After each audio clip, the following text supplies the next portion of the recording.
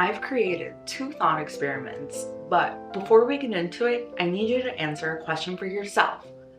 Do you think that all human life is equally valuable? Do you think that one life never matters more than the other? I think most of us like to think that. But when push comes to shove and we're in a difficult situation, I want to test those beliefs. So the first thought experiment is as follows. Imagine this is a lake and you are on this boat just having a casual sailing day when you see someone in the distance drowning. And upon closer inspection, you see that it is an older, vulnerable individual.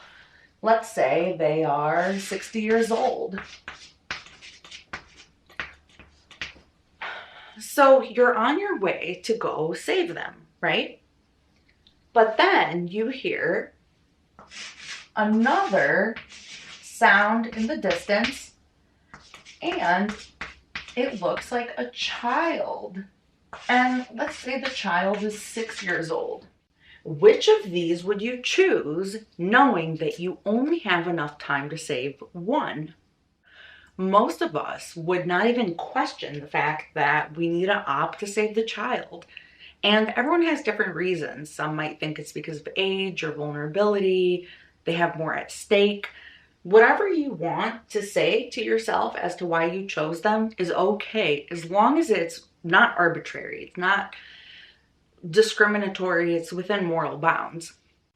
Now, here's where the tricky part comes in. If you chose the child, what does that say? Does that say that maybe a moment ago you were ranking which of these two lives mattered more than the other? Or did you decide, as you should if you believe that all lives are equally worthy, did you say that this guy needs to flip a coin? Right? Because flipping a coin, or if you don't have a coin, a makeshift strategy that you have to leave this situation up to chance. Now, why would you leave it up to chance and flip a coin? Because you don't want to rank two individual lives. You don't want to sit there and think who's more valuable. No, because you believe in equality, right? You believe all people matter equally. And we know it's at stake here. We knew for a fact, we granted that one of them will pass because you only had enough time to save one. So you had two options, really, to find a way to leave it up to chance because neither of their life is more valuable than the other, or start ranking. What is ranking? Ranking is when you start listing reasons for X. I'm going to save this person because X.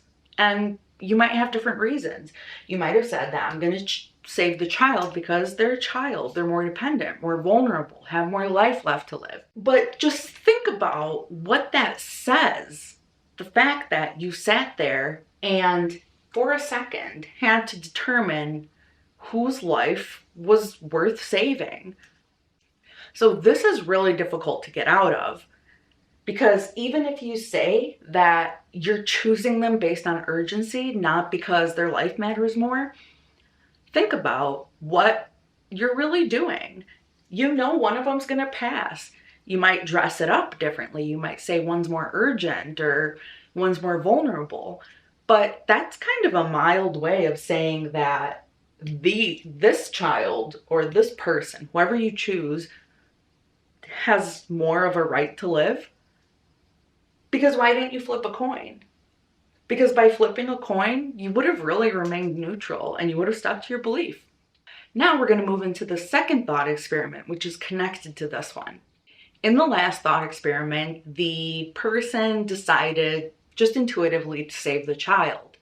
In the nick of time, there was a bystander, a good Samaritan, who happened by some miracle to see the commotion and save the older individual too. So now they're both saved.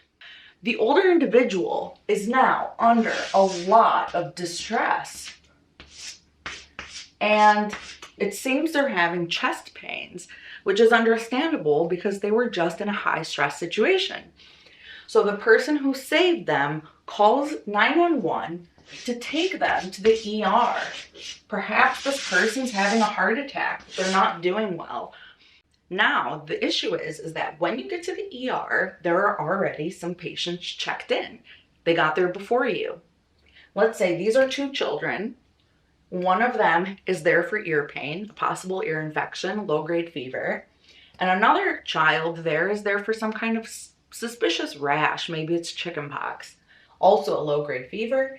And here we have an older individual, maybe 30 years old, 40 years old, and they have maybe COVID or something.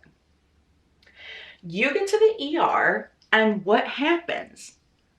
What happens is there is a computer monitor with all these patients' names and a nurse who is trained to look at this monitor for incoming patients and rank them based on severity of the reason they're there.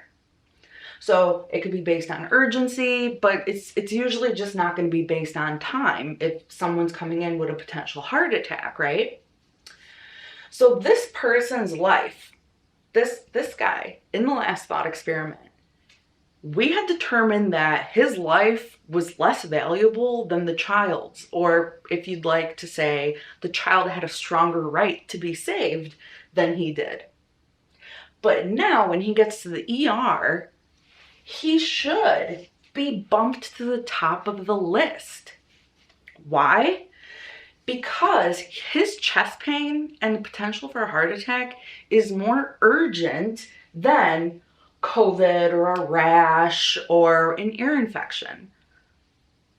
So the nurse ought to put him at the top. The reason this is interesting is because this person's life we were willing to negotiate on 10 minutes ago, and now we're prioritizing him. We're prioritizing him against children. So it couldn't have just been about age, right? Because now we could say he's also more vulnerable. Whereas in the last thought experiment, we said that the child was more vulnerable. So what do these thought experiments teach us? Do they teach us that all of our lives are valuable, but not equally valuable depending on the situation? Because equality seems to survive when nothing big is at stake. But when push comes to shove and there's an emergency, is life or death, someone's drowning or someone's in the ER, we start ranking people. Now, the nurse might say, when I'm looking at this monitor, I'm not thinking whose life matters more than the other, or who deserves to die. Of course I'm not thinking that. I went into healthcare because I want to help people. And that's understandable. But what I need you to realize is this very act here of having a monitor and moving names around based off of who comes in with what symptoms says something. Because if you really believe all these people have equal worth, equal right to live, equal value, why don't we in the ER again flip a coin? Why not leave it up to chance?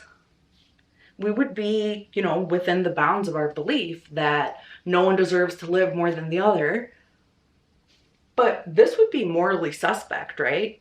We might even be outraged to think that there's a chance that we might take someone with an ear infection over someone who's actively potentially dying. Think of any scenario you're comfortable with. You might think of a house on fire. There's a child and an adult. Which should the fireman save? Or let's say there's an ambulance in a neighborhood and resources are limited. They only have time to get to one house. And there's an older individual having a heart attack, and there's a young child having a peanut allergy, and their throat is closing up. They can't breathe. In that moment, you're going to have to draw a distinction, right? Or are you just going to flip a coin and potentially let the child die? At this point, do you think these examples are just not fair because they involve children? Here's another example. A terminally ill 30-year-old needs a ventilator versus a healthier 30-year-old needs a ventilator, but there's only one available. Did you just start deliberating again?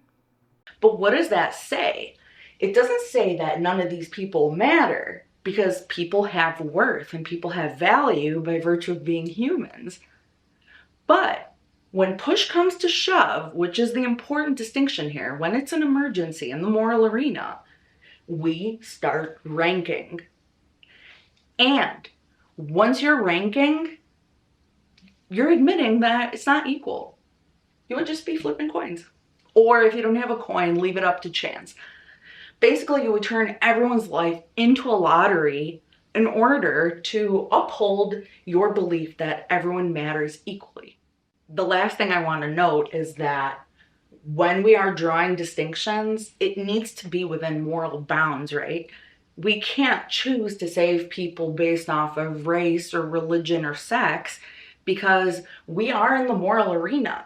The reason we're talking about these situations is because we want to stay in moral bounds.